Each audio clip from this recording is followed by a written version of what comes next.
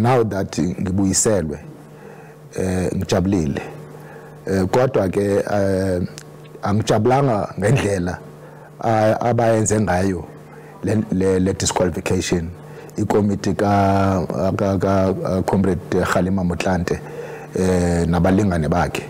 So ukuthi manje sekuthuma ngibuyele futhi yangijabulisa kakhulu lokho. Nizibonele nani ukuthi bakhona abantu abangavotelanga ngendlela iANC befuna bavote ngayo, ngoba ayiqala ukwenzeka lonto leyo, seyenzekile ngaphambili. Kunabantu abavotela against uZuma bebezi members zeparlament zeANC. Lonto zange iye ndawo, nabantu zange basiwe ku disciplinary committee, bayekwa nje basesekhona namhlanje.